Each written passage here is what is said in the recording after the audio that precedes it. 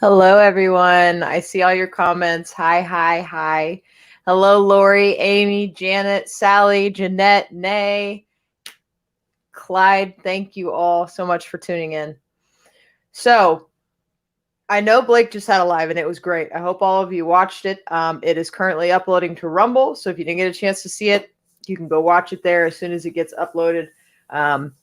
This will also be on Rumble. Please follow us on Rumble. I'm going to go ahead and put this up because, like I've told you guys 1,000 times, we don't know how long we're going to be here on Facebook, on YouTube.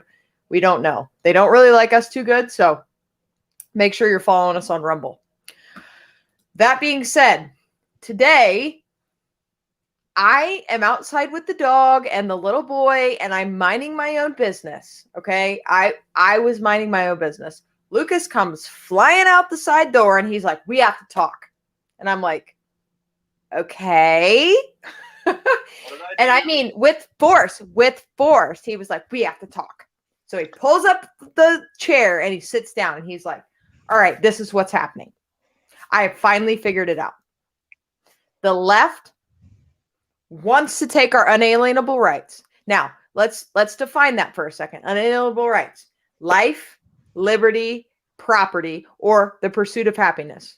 They say the pursuit of happiness because it is your pursuit of your happiness. The government shall not be able to take your pursuit of your happiness in the United States of America. Now, the left doesn't like that because that takes away power. Okay. So we're going to dive real deep into this. Okay. Right now, this is what the left is trying to get us to focus on: masks, jab, critical race theory, defund the police, those are the Lockdowns, things. so on and so forth. Lockdowns, quarantine, 6-foot distance, all the things you guys have been hearing about for the last year. Those are the only things that they want us to focus on. We're not talking about anything outside of those boundaries. Well, tonight we're changing that. We're talking about things outside of those boundaries. Because you know what? I'm not getting the jab, all right? And I'm not going to wear a mask. And that's it. My yes is yes, my no is no. So now it's time for Kaylee, as a conservative who actually wants to make a difference, to move on from this, all right? I'm not wearing a mask. I'm not getting the jab. Government, you're not going to make me. If you'd like to come try to put me in jail because I will not follow your orders, you can go ahead and do that. I wouldn't recommend it, but you can sure try, all right? My yes is yes. My no is no. I'm moving on. So what are we moving on to, Lucas? Fantastic intro as always, Kaylee. Thank you. So you nailed it, and that's exactly what I was ranting and raving about today on my late morning break from work. It just struck me as I was in the middle of some root cause analysis. If you guys don't know, um, I I'm involved in manufacturing, and it's the work I do is very cross functional, but at the core of it, I try to solve people's problems. So if a process isn't correct or there's waste or something just isn't right, Lucas tries to figure out the root cause, figure out the current state, figure out the desired state, and figure out a map to get there, a plan of action to get to the desired state. So I'm a black belt in Six Sigma, and I've put together a toolbox full of tools to figure out root cause analysis, including my law degree. And my brain just works differently in that regard. I'm not always concerned with what I'm being hit with at that given moment. I usually pivot quickly from here's what the problem is to do we have the right problem statement, and if we do, how do we fix it? Okay. Right. So people make jokes about that between husband and wife. A husband's always trying to fix the wife's problems. Sometimes the wife just wants them to listen to them, and so on and so forth. Lucas's brain just doesn't work that way. It's always geared toward trying to fix things and make things better. So I was thinking about vaccines. I had questions from people about can my employer force me to get vaccinated? Can our schools force our kids to get vaccinated? On and on and on and on. And there's so many different answers to those questions. But it always boils down to the same thing. There's a big difference between what private actors can do to you and your rights and what state actors can do to you and your rights. So what the government can do versus what a private entity could do. Right. The biggest question I get all the time is, can my employer ask about my vaccine status? Yes, they absolutely can. They can ask you if you're vaccinated. Unless there's something in their handbook that says that they can't, they can ask you about your vaccination status. They can also ask you to show them proof you've been vaccinated. But what they cannot do is they cannot call your doctor to check up on your vaccine status. They can't call Walgreens and find out if you got the jab. They can't do that. So people are deciding that they're going to tell their employer they're vaccinated, whether they are or they aren't. People are deciding all kinds of things. And you know what? That's on you. That's a matter of your own personal interests, your own personal integrity and character. But at the end of the day, do any of you think you're going to convince Joe Biden to not institute another mask mandate on No. federal property where he can? Do any of you No. think you're going to change Anthony Fauci's his mind on Absolutely not. He's been paid way too much for me to ever change his mind. way more than we've got to give him to make him go the other way, right? Absolutely. Absolutely. So vaccines are what they are. I think there's certain utility in vaccines. We've had vaccines around for a long, long time, and they're extremely beneficial. They've helped us eradicate everything from polio to smallpox. But this is not a fully approved, FDA fully approved vaccine. This is in its infancy of trial stages. It's got emergency use authorization by the FDA currently. It says it right there on the data sheet. If you get the vaccine, the sheet that they hand you, the first 2 paragraphs are about the fact that it's not an FDA fully approved vaccine. So that being said, just understand, if you get the vaccine, you are part of the clinical trial. And if you're cool with that, and some people are, then do it. Kaylee got COVID. And what did she do? She got the monoclonal antibody infusion as part of a clinical trial. They paid her to do the trial, and she did it. So you know what? If Pfizer, who has plenty of money to do so, wants to have us trial this vaccine broadly, then pay us to do it. Fine. But the government cannot force you to get it. Period. I don't want to have to talk about that anymore. That's the answer. Every single thing else they can't do.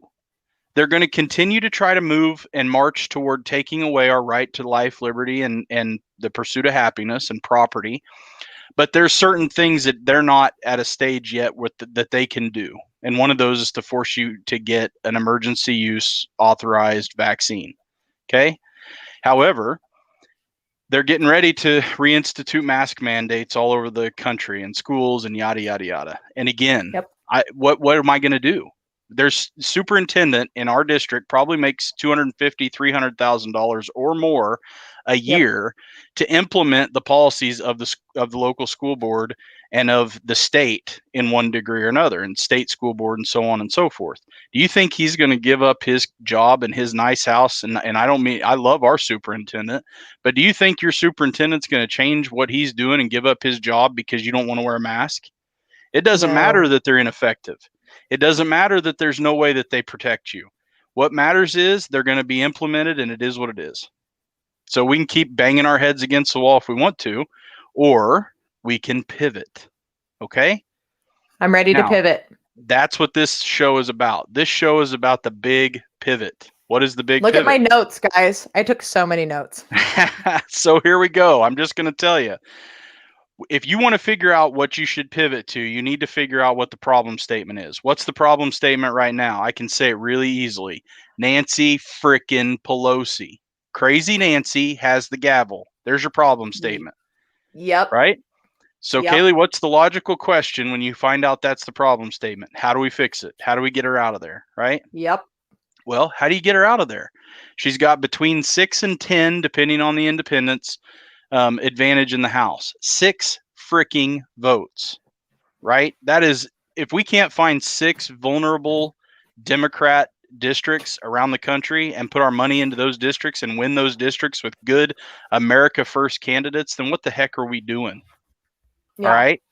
We got to take back the House. We have to take back, Absolutely. we have to get a majority in the Senate. Those are things we have to do in 16 months if we want to fix the problem, if we want to get the gavel out of crazy Nancy's hands.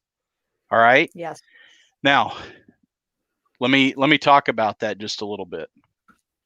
Joe Biden has one goal right now. That is to use the very, very small majority that he's got in the House and in the Senate to get a few little things passed. It's not critical race theory. It's not anything related to COVID except maybe spending more money. It's not defunding the police. It's very simple. It's money. Money. Money. Money, money, money, money. People comment for me in the comments if you like. I'm not saying you like how you got it, but you like the extra little bit of folding cash you've got in your pocket because of the money you got in. When did we get the last stimulus? May, April, whenever that was. And then the money, maybe March, I don't know, somewhere back there. And then now we're getting monthly payments if you have kids and you make less than, $150,000 as a couple, or 75 as an individual, whatever the numbers are. It's money, right? There's money coming in your bank account. And what did Joe say in his little whispering diatribe in his press conference? He was, I got them money. We have to get them more money, right?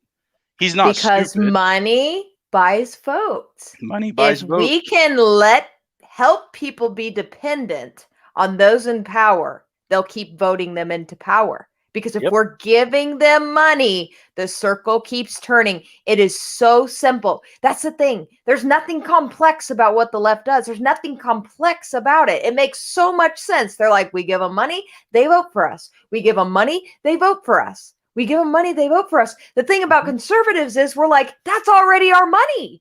Stop taking our money. Let us have our money. Stop trying to give it back and say that you are the one that earned that money and then gave it to us. It was our money. Stop taking it. Stop taking taxes and just let us have our money. Well, and here's the beauty part of it. Under this modern monetary policy, this new aged philosophy, what they've done is they've figured out a way to say, we're not even going to do it by raising taxes. You know what we're going to do instead? We're going to let inflation run amok, and we're just going to let the Fed print trillions of dollars. The Fed's balance sheet has increased from a little over $3 trillion to $8 trillion in the last year and a half. How? And they're so proud of that. Oh, they're so proud of it. Yeah. So part of the pivot. Here we go. So we know what the problem statement is. Crazy Nancy has the gavel, right? That's the problem statement. And really the problem statement is Dems have a very slim control of Congress currently, and we know what we have to do to fix that. The future desired state is to take back those majorities in the House and Senate. At a minimum, we have to prevent them from elevating their majorities at all, because they will use whatever slight mandate they get from an off-year election to absolutely destroy every semblance of our civil liberties that we have left that they possibly can. They just will. That's what they do. It's always that march to the left. It's always that march to eliminate unalienable rights and replace them with any kind of new age adjustable rights that the government wants to give you at any particular time. That's the way they believe. Or like you said, the best way to take away our liberty, ability to assemble, ability to petition our government, is to say certain groups can't do it. And then we say which groups, and the left says whatever groups we tell you. Exactly. And that's what they're doing right now, isn't it? It's you're a domestic terrorist, so you don't get to come. You're a Proud Boy, so you don't get to come. You're a this, you're a that, you're a gun Nancy owner, Pelosi you're a whatever. put together a January 6th commission led only by Democrats. Yeah. Controlled and run only by Democrats. She said, essentially, I don't want Republicans in the January 6th investigation. I wonder why. And it's an unprecedented move, right? So you would think if the Democrats controlled 300 of the 435 or however many House seats there are, if they controlled 300 and they said we're not going to have any Republicans on this select committee, okay, might be able to understand that. 350, 400 maybe, right? Right. Fine. There's not enough Republicans to even count at that point, so who cares? But right now, she has a 6 Democrat advantage. Six. Teeny tiny little slim majority, and she's trying to keep the Republicans out off of the committee.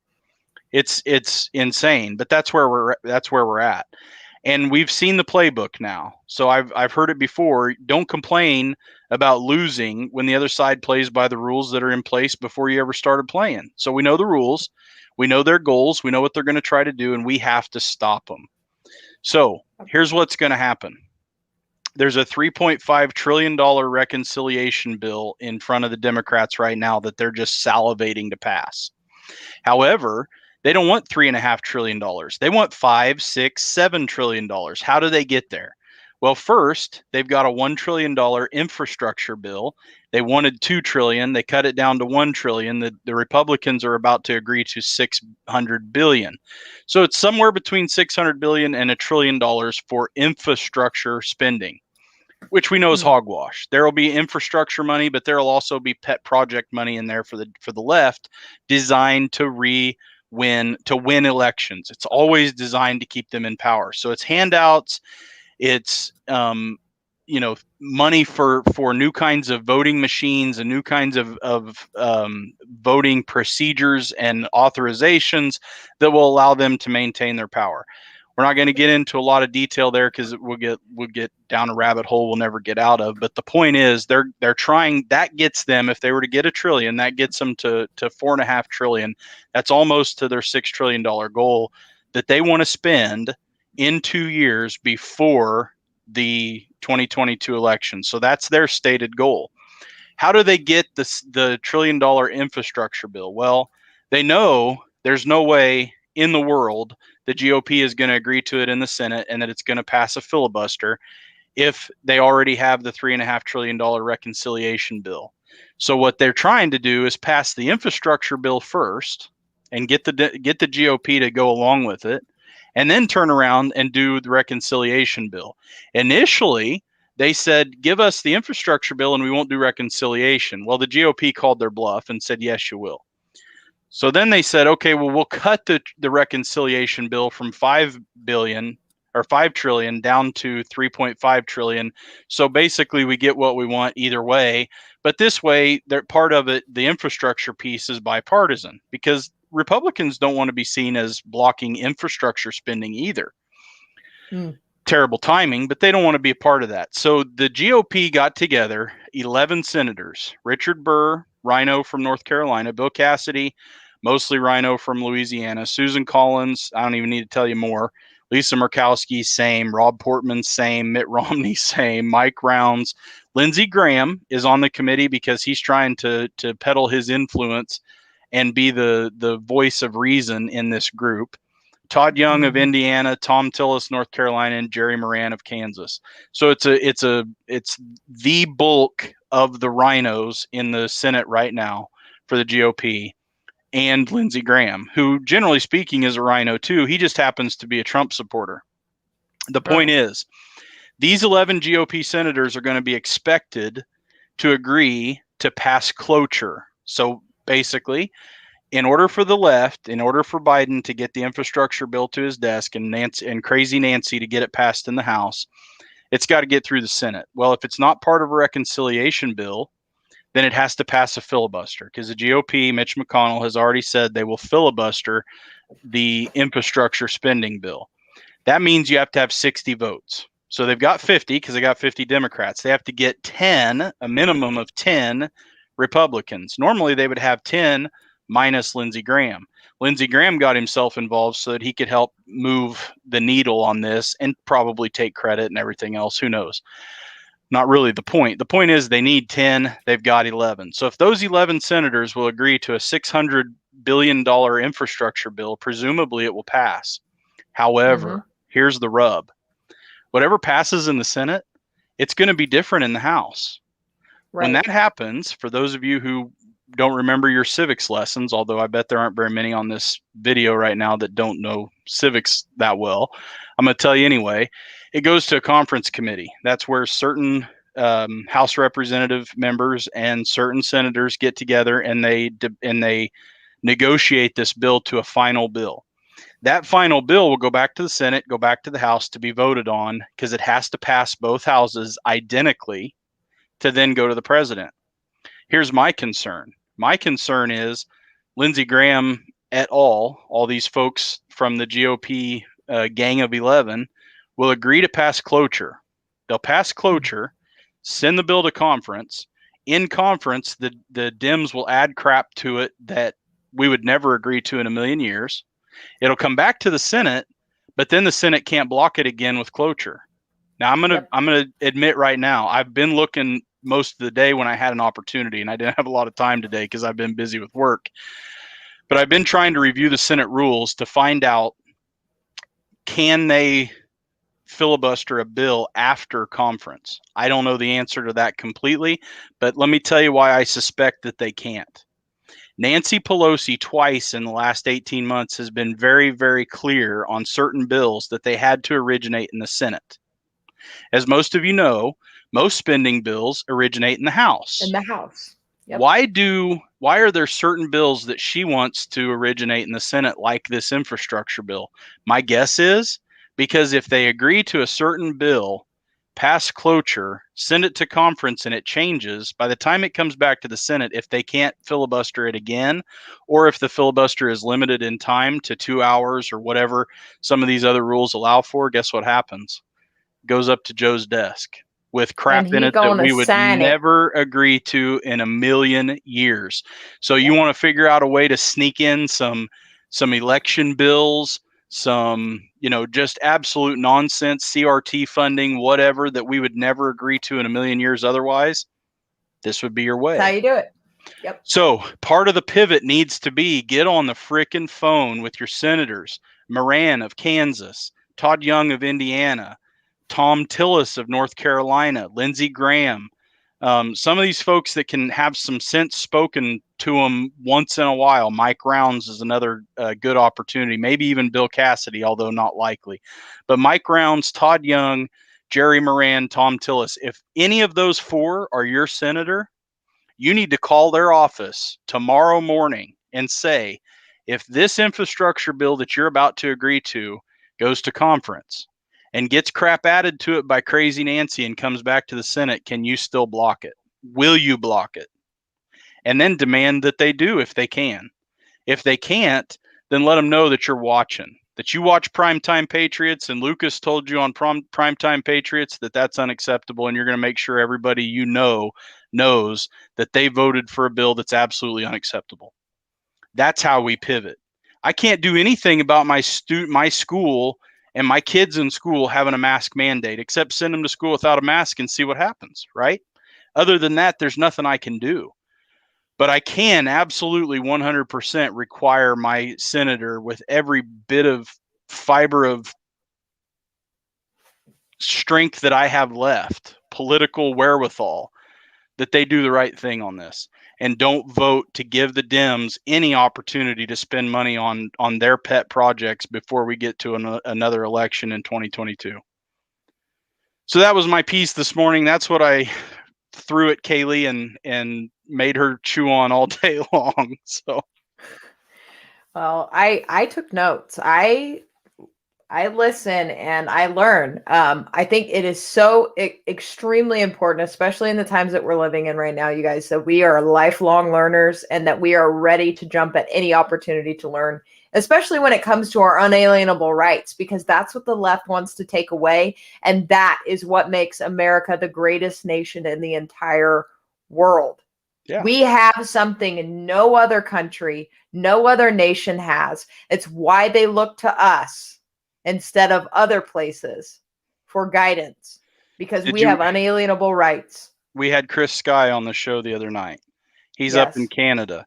Canadians don't have an unalienable right to life, liberty, and the pursuit of happiness. If they did, it wouldn't be so easy to take away their liberty rights, right? So absolutely.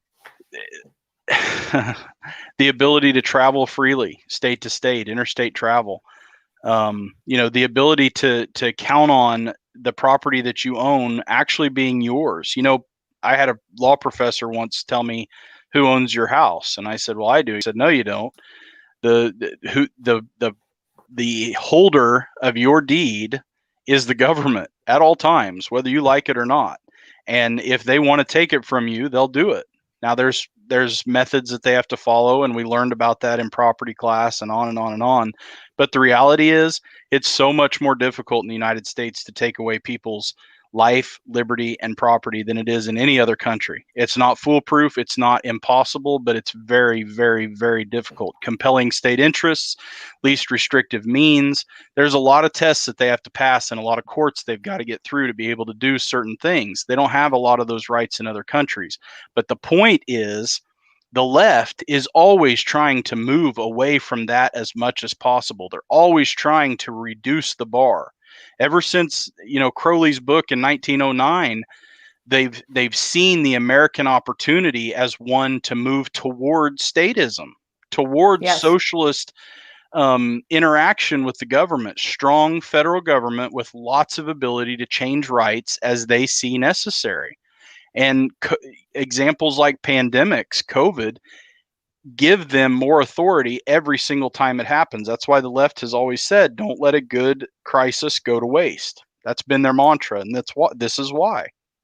And here's the other thing I want to say, because I brought up the best way to take away our liberty, ability to assemble, ability to petition our government is to say certain groups can't do it. Okay, so let's do a little history lesson right now.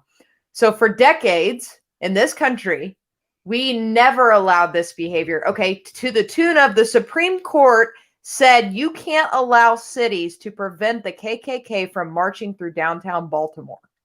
That's how strongly we held these unalienable rights, and now we don't.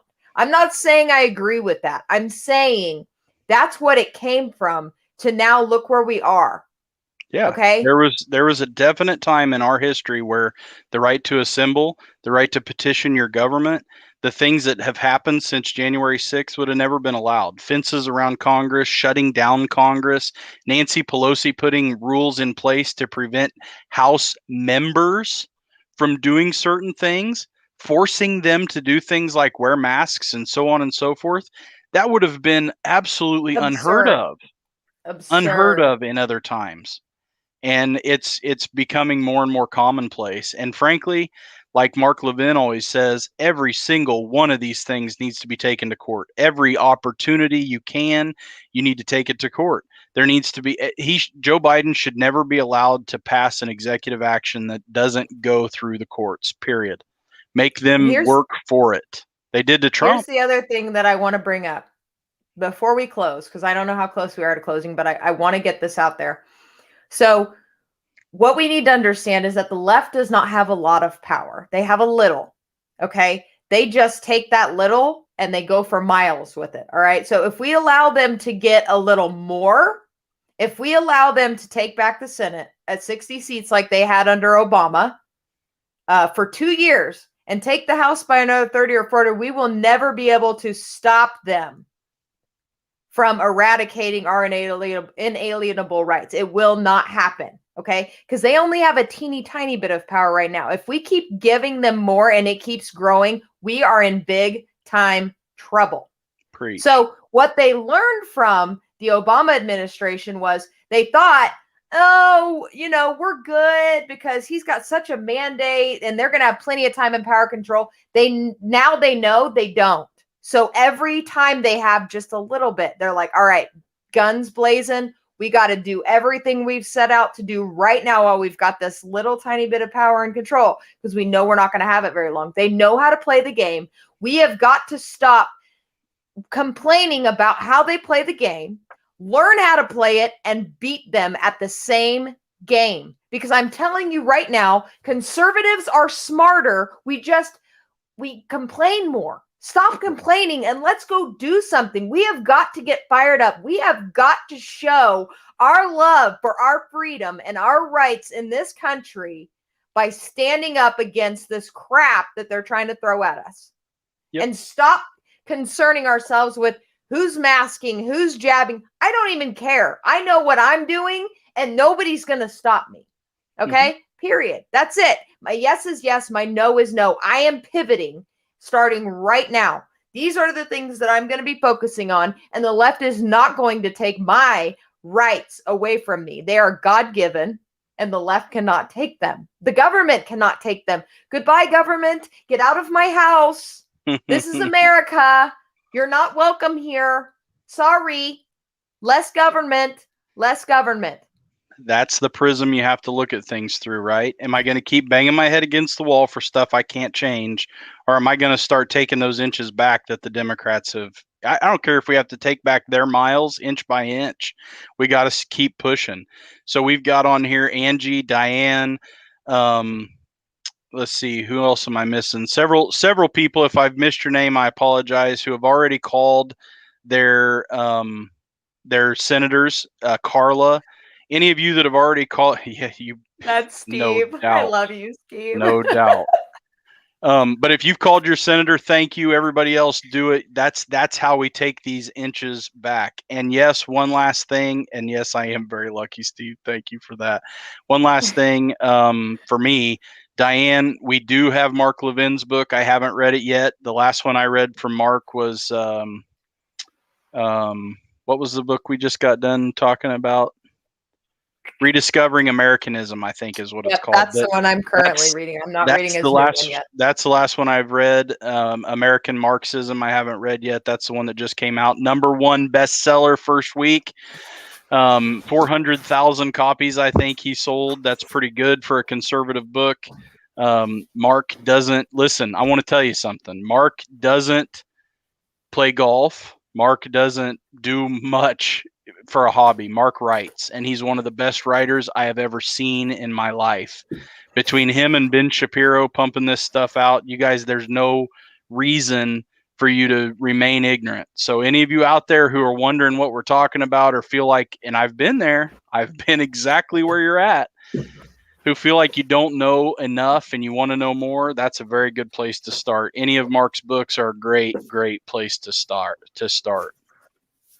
So, I'll tell you what, if you want an easy, fast read, read it in a day. Facts Don't Care About Your Feelings by Ben Shapiro. It's a great place to start right here. So I couldn't put it down. It's a great book. It's well written, and I'm serious. I read it in a day. Great book. Highly recommend Facts Don't Care About Your Feelings by Ben Shapiro. I've got the second one. There's so many books that I want to read. I'm not kidding you guys when I say I just want to be a lifelong learner, like forever. I want to read all the books. I want to know all the things. So I'm just going to keep doing it. Go ahead, Monica. What's your question? You've got his undivided attention.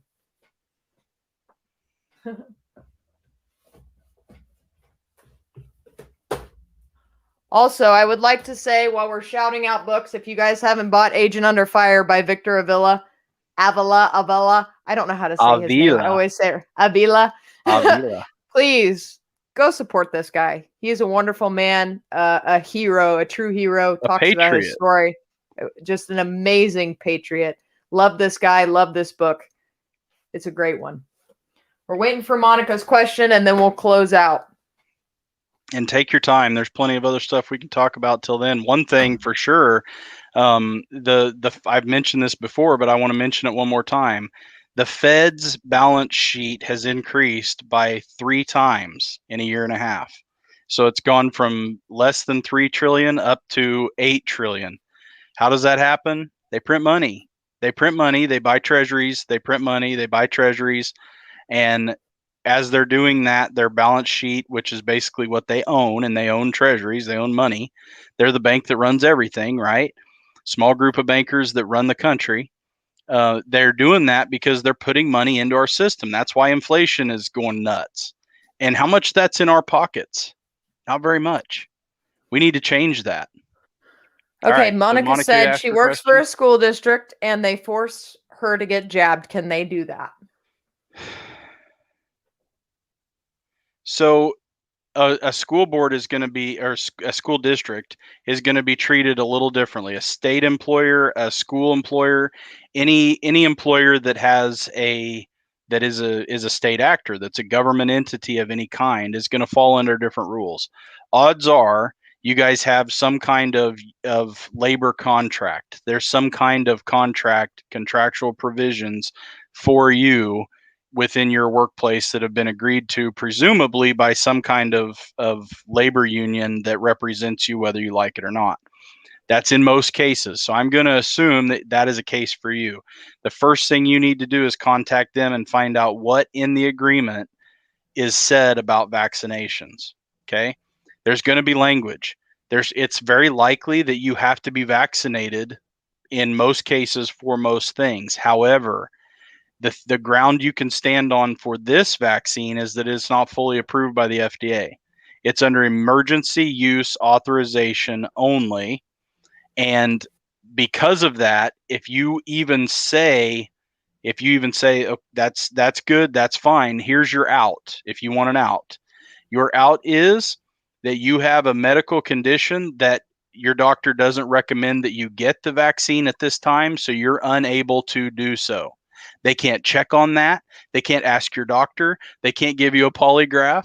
There's nothing they can do. All you have to do is tell them you have a medical condition with certain vaccinations and your doctor is recommending you don't get it at this current time. Until it's fully FDA approved, that's your key words. Until it's fully FDA approved, you're not going to get it if that's your choice.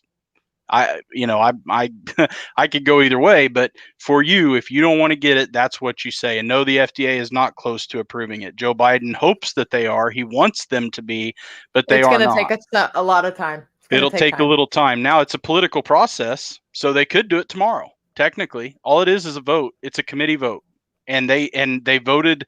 The Journal of American Medical Association voted to take down a study over the weekend because they just didn't like what it said. So yeah, I mean, scientists are run 50% by politics and 50% by science. So take that with a grain of salt. But for your specific question, and anybody else who's asking this question, if you don't want to get the vaccine and your employer is trying to force it on you, it's very, very simple. You tell them, my doctor has recommended I don't get it due to certain reactions I've had with other vaccines.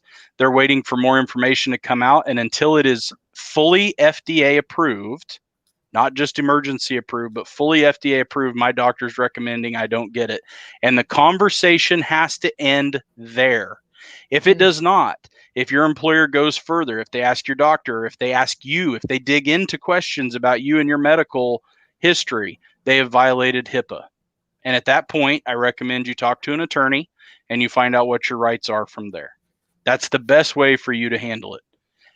They have the ability to ask you if you've gotten the vaccine. And then if you say yes, they have the ability to ask for you to prove it with the vaccine, with your vaccination card. But other than that, they can't do anything. So telling them no, telling them that your doctor recommended you not get it is the best way around it if that's what you choose to do. Now, be prepared on the other end of that they could require you to wear a mask. They could require you to socially distance. Any of the other recommendations from the CDC or recommendations that your specific state or locality puts in place, they could require you to follow those if you're not vaccinated. Does that answer your question, Monica? Yeah, she said thank you. And you're very, very welcome. Before we hop off here, I know that there was a Zoom meeting tonight for our Patreon members. So I want to give you a big thank you for those who contribute to our Patreon and who are on that Zoom meeting. I know that you have missed this live, so we are going to wrap up. I highly recommend that you go back and rewatch it. As soon as we get off here, I'm going to be downloading it and I will be uploading it to Rumble as well.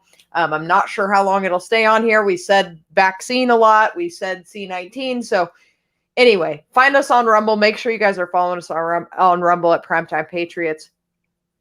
Thank you guys so much for tuning in. I know this was kind of out of left field that we just hopped on here, but we've been talking about this today. And I think it's all important information that you guys need to hear and know. So, yes, dear. Okay, so I see some questions here and some statements. Tammy, Lori, others saying things like certain things didn't work for other people, requirements in healthcare, so on and so forth. I want you to listen very, very carefully to what I'm telling you, because this is why we have lawyers. This is why we have doctors. This is why we have mechanics. They're not paid for turning the wrench. They're paid for knowing where to put the wrench. Okay. So I'm going to tell you right now, it's very, you have to be very careful about how you approach this vaccine issue with your employer. If your employer flat out requires you to be vaccinated, and there are certain hospitals doing that right now. Trinity Medical just took a case through federal court in Texas, and the individual who was resisting taking the vaccine lost. But they're resisting the vaccine based on the fact that they don't want to take it. Period. They flat told them, I'm not taking it. I don't want to take it. It's not approved. I ain't doing it. You're not going to make me do it. That's different from saying, my doctor said no. The minute you say, my doctor said no, they're stuck. Okay. Yeah. So you guys pay lawyers lots and lots of money to give you the big W, right? You pay Matlock hundreds of thousands of dollars to represent you in a criminal case because he'll get you off, because he'll give you the big reveal and the big aha moment. Your big aha moment for the vaccine is very simple. My doctor said no. My doctor said that based on the emergency use authorization and my previous history with vaccines, he doesn't want me to get it till it's fully FDA approved. And there's not a damn thing that they can do about it after that, period. They can't call your doctor. They can't ask for a doctor's note about your, because the key is they can ask for a doctor's note about whether you got the vaccine or not. They cannot ask why. Absolutely. Period. That's against and HIPAA. Your doctor can't tell them why. Nope. So you say it exactly like that and it shuts your employer down. Period. Now, again, I'm going to tell you, me personally, if you don't have health issues or if you have a comorbidity that tends to lead people in the hospital that get COVID, like obesity, I recommend you get it. If you don't have any other reason not to, I personally would recommend it. My wife doesn't agree. So I'm just going to tell people straight up, I don't have any issues with the vaccine itself, but I will tell people all day long and twice on Sunday, if you don't want to get it, if you're fearful of it, if you're waiting for it to be approved, or if you just don't want to take it at all because you don't trust the government, I understand. That's how you avoid it. There you go. Y'all know where I stand. Now you know where he stands. And honestly, it really doesn't matter where any of us stand. You know your body, and you know how you feel about it. We're just giving you a tool to say, my doctor said no. And don't listen to the media telling you that every doctor says take it. That's a absolute crap. I can think of at least 4 doctors, including my own doctor, who said absolutely not. No way, no how, don't do it. Number one, because I've already had COVID. He said you don't need it. You've already had COVID. Until we find out what kind of resistance your body's going to build naturally from you having had COVID in such a large viral load, I'm not concerned about it, and you don't need to take the vaccine until it's fully approved. So I know several doctors who don't agree with what the media is saying all doctors think. So don't think for a second you should be pressured into it because there's some sort of hegemony in the medical community. You do what's right for you. I just want you to understand clearly how to strategically avoid it if that's what you choose to do. Remember, my doctor said no due to past issues with vaccines, and until it's fully FDA approved, he doesn't recommend I get it. And it ends right there. If it doesn't end there, you need to get an attorney, and you need to have your attorney potentially send them a letter and shut that down immediately. All right? Absolutely. All right, guys. Thanks for hanging out with us. We love you all. God bless you all. Tomorrow is Friday. I hope you guys have an amazing Friday. I'm sure that I will see you all tomorrow at some point. Have a great night, guys. Thanks for tuning in. Please share this and follow us on Rumble. We'll talk to you later.